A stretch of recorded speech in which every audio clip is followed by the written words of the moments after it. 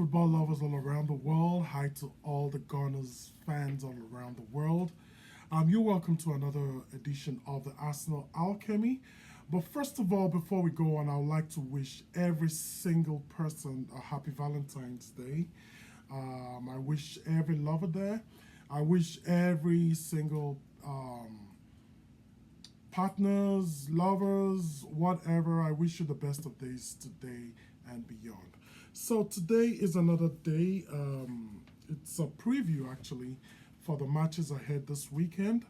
We're going to preview the Leicester City game with Arsenal at the Liberty Stadium, the Vitality Stadium, sorry. And, our problem still persists. We still have the issue of forward players. Um, it was interesting listening to Mikel Arteta's press conference today, and you could actually see his body language. You could see the disappointment he felt. And, I think the owners let him down a lot. Like I said in the last post, you can see his job has been made very difficult at the moment. And, yeah, he tried to sound optimistic, but we could read between the lines. The first news is the news about the youngster Max Dolman. He's a 15-year-old, and Arsenal were hoping to introduce him, to feature him in the first team selection. But the problem is he is already registered as an under 15 player. And the FA in England, they try to protect underage players. They try to there would have been so much process to go through before we could pull that off. So Mikel Arteta said that is unlikely now. He has to have his parents' consent, schooling, and besides, he's registered under 15, so there's no way he can make it. Arteta was asked if he's looking at free signings. He said yes, we are looking at some possibilities of signing a free agents. Um, there are some names being linked to us, but I don't really think that it's likely we take any of them. One of those names is Diego Costa. Remember him? He played for Chelsea a few years ago, and I wouldn't. I think he's about 36 or 37 now. So he's not a player we would want to bring into the lineup at the moment, though we are desperate, but not that desperate. I have to put that in. Then there's Lucas Perez. Remember, we brought him to Arsenal on loan some years back. He had a loan spell and he scored about 15 goals for us in all competitions. I thought he did really good then. I thought he did enough for us to sign him on a permanent basis. But our then coach, Arsene Wenger, declined. He said no, he didn't do enough to him. So he's one of the names being linked. He's a free agent. Then there's Mariano Diaz, and there's Maxi Gomez. Maxi Gomez played in the Wolves from some years back. I remember that, and he went on to Spain. But now he is he's a free agent at the moment, and his age, he's 33. So I think that's not very bad. He's experienced, and he's a decent striker. Not the kind of striker that will like light the league on fire, but yeah. So Mikel Arteta said we're looking into some options as per signing a free agent. So we'll see how that plays out in the coming days. Another news is it was going around that Bukayo Saka had an injury setback in his recovery. Um, they said he tweaked his hamstring again or something like that. But I want to tell you that that is very false. It's just news. Some of this news media, they just make up stuff for what would I call it, like clickbait, so that people can just. But this is absolutely false news. Bukayo Saka is 100% on his way to recovery. His recovery date is still around the first week of April. Probably 1 or 2 weeks after the international break, we should be seeing Bukayo Saka at least training, and we are hoping he comes in to help us in the crunch period of the league when you're going to be playing back to back. Every game will be important, especially in the Champions League as well. So yes, that rumor is very, very false. So we're going to a Leicester City side that was, if you watch their game against Manchester United in the FA Cup, they lost that game two goals to one, and the second goal was a very controversial goal because, of course, at this stage of the FA Cup, there is no VAR. So the Harry Maguire's winning goal, was a clear offside goal. Even without VAR, the linesman should be spotting that.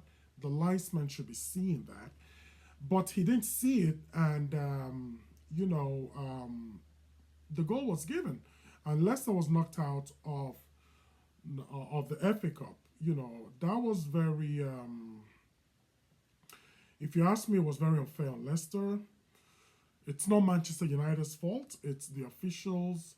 I understand that they couldn't use the VAR because of the amount of matches played at the same time in the VAR for the VAR, and they didn't have enough equipment and manpower to um, televise to analyze those matches through VAR. So yeah, but I think from the quarterfinal, the VAR will be introduced, and hopefully we get some of these decisions right. And yeah, that is it for there. But yes, they Leicester, they are in the relegation zone. They have not been doing too well. They are actually in trouble. Personally, I think they will go down. They've been so poor. They've been so poor. Bar the win they had against Tottenham Hotspur, I think they're in absolute mess at the moment. The team cannot defend. The league goals left, right, and center. And Vardy is still good, but the guy is 36. How good can he be? He's good, and I think they need better strikers. Vardy can always come in as a wing, as a sub. You know, putting that kind of pressure on a 36-year-old, I think is a bit too much. So much has been said about our own team, Arsenal, and a possible lineup, a possible formation. I don't think it will be so different because I feel Trossard will be our false nine. That's what I think. I think Sterling will come into the starting lineup. He will start at the left wing. Waneri will start at the right wing. Then it's going to be Odegaard, Thomas Partey, and Rice in the midfield. Then it's going to be either Calafiori or Miles Lewis-Kelly on the left fullback. Gabriel and Saliba, central defense. Urian Timber at the right fullback. And of course, David Raya at defense. I don't see how it can change. I think this is going to be our lineup.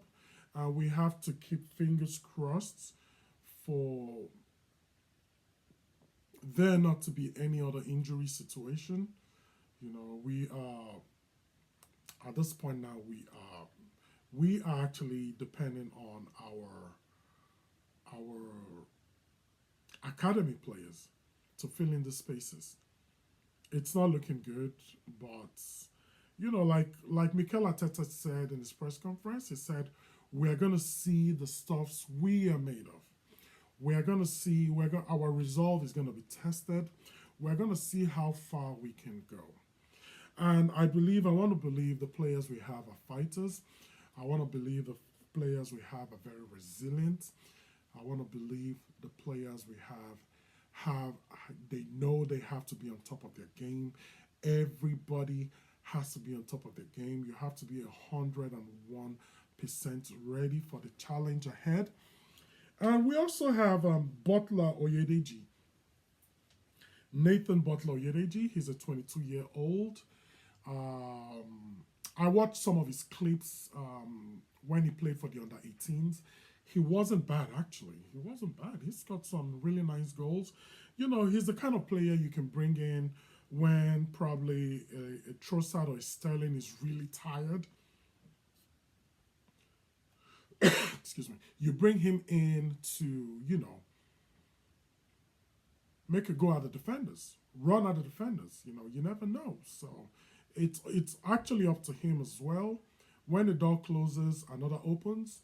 It means it's an opportunity for some other players to step up and be counted. So I have no doubt that we can go all out and win this game tomorrow if we adopt the right tactics. We have to be also, as bad as Leicester has been, we have to be also very cautious, especially in defense. Our midfielders have to be fighters. Our midfielders have to be very, very, very ready for the fight ahead. So and I think we have fighters. We have Declan Rice. We have a lot of leaders like Declan Rice, like Thomas Partey, Gabriel Magalhaes, Calafiori, not Calafiori, Saliba, David Raya, the keeper, even Trossard. He's a leader. So these senior players, I'm sure they can, guide the younger players, and hopefully get a result in that game. At this point, we're not going there to blow them apart. We are going to get a win. At this point, a win is what matters. We're not going to discount the fact that Liverpool drew to Everton. It was a very controversial game, and a